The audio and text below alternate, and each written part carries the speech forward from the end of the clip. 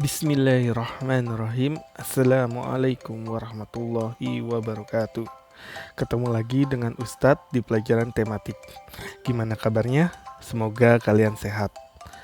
Walau harus belajar dari rumah, tetap semangat, jaga kesehatan, dan tetap ceria. Kali ini kita masih ada di tema 1, tapi sudah berlompat ke subtema 2, pembelajaran 1. Perhatikan baik-baik, dengarkan, dan cermati pelajaran yang Ustadz berikan. Pelajaran pertama, Bahasa Indonesia. Pada pelajaran kali ini, Ustadz akan membahas tentang gagasan pokok paragraf. Gagasan pokok paragraf sudah pernah kita bahas di pelajaran video break kemarin. Sebuah teks tersusun atas beberapa paragraf saling terkait.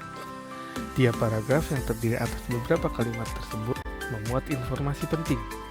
Kalimat-kalimat tersebut saling berpadu agar dapat menyampaikan informasi yang dimaksud dengan tepat. Tiap-tiap paragraf terdapat gagasan pokok yang tersirat. Gagasan pokok adalah inti atau pokok masalah yang dibahas dan dikupas. Gagasan pokok biasanya disebut dengan gagasan utama atau ide pokok. Gagasan pokok mempunyai peran sebagai informasi penting yang disampaikan dalam kalimat utama. Letak kalimat utama dalam paragraf dapat berada di awal, di tengah, di akhir, atau di awal dan di akhir paragraf. Nah, kalau kalian lupa bagaimana caranya mencari gagasan pokok, Ustadz kasih linknya di bawah ini ya. Kalian cari sendiri ya. Nah, berikutnya adalah contoh. Coba perhatikan paragraf berikut. Kelas 4A mendapat tugas kelompok membuat hiasan bertema kemerdekaan Republik Indonesia. Denny, Lani, dan Rani berkumpul menjadi satu kelompok. Mereka sepakat mengerjakan tugas tersebut di rumah Rani pada Sabtu sore. Mereka tetap dalam satu kelompok meskipun memiliki kepercayaan agama yang berbeda. Nah, dari paragraf tersebut kita dapat simpulkan bahwa kalimat utamanya adalah mereka tetap dalam satu kelompok meskipun memiliki kepercayaan agama yang berbeda. Dari situ kita dapat menentukan gagasan pokoknya adalah membentuk kelompok meski berbeda agama. Sudah paham di sini?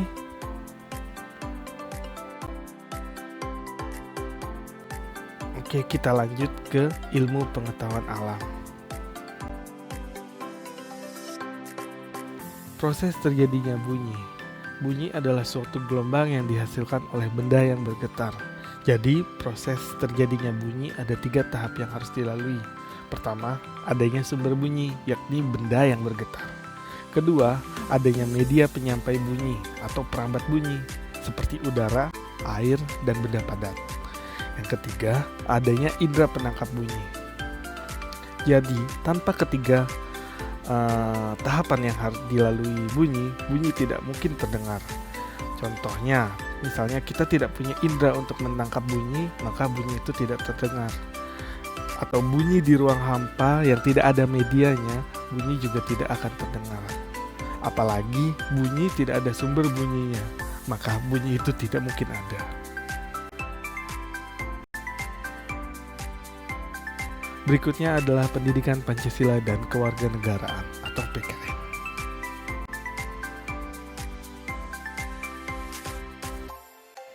Kali ini Ustadz akan membahas tentang keragaman agama. Keragaman agama merupakan salah satu bentuk keragaman sosial. Masyarakat memiliki agama dan kepercayaan yang berbeda-beda. Agama yang satu dengan agama yang lain memiliki perbedaan, baik dalam perayaan hari raya maupun tempat ibadah. Mereka bebas menjalankan ibadah sesuai dengan agama dan kepercayaannya. Berikut agama-agama yang diakui secara sah menurut undang-undang. Pertama ada Islam, kedua ada Kristen, ketiga ada Katolik, keempat ada Hindu, kelima ada Buddha, dan keenam ada Konghucu.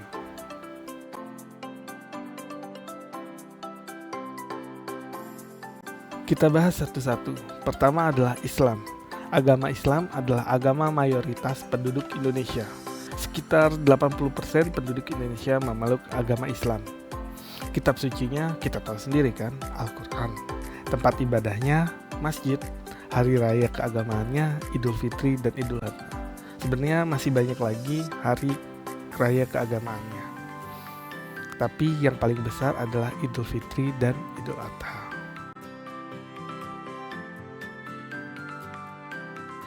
Lanjut ke Kristen. Agama Kristen mayoritas pemeluknya terdapat di Indonesia bagian timur seperti Maluku, NTT, dan Papua. Agama Kristen di Indonesia sering juga dikenal sebagai Kristen Protestan. Kitab suci agama Kristen adalah Alkitab, tempat ibadahnya gereja, dan hari rayanya adalah Natal dan Paskah.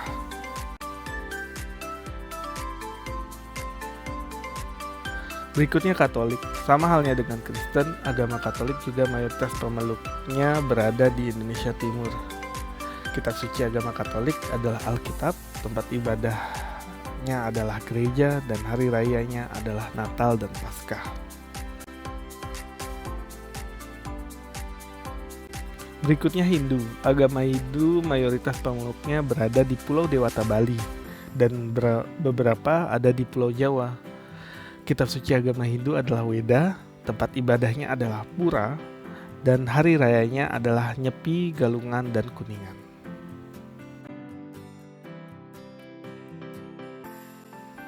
Berikutnya Buddha. Buddha merupakan agama mayoritas pemeluk dari suku Tionghoa. Kitab sucinya adalah Tripitaka, tempat ibadahnya adalah Wihara, dan hari rayanya adalah Waisak. Berikutnya Konghucu. Agama Konghucu resmi menjadi agama yang diperbolehkan di Indonesia pada zaman pemerintahan Presiden keempat Abdurrahman Wahid, atau biasa kita kenal dengan Presiden Gus Dur. Kitab suci agama Konghucu adalah Wujing dan Shishu. Tempat ibadahnya adalah Kelenteng, dan hari rayanya adalah Cap Gomeh.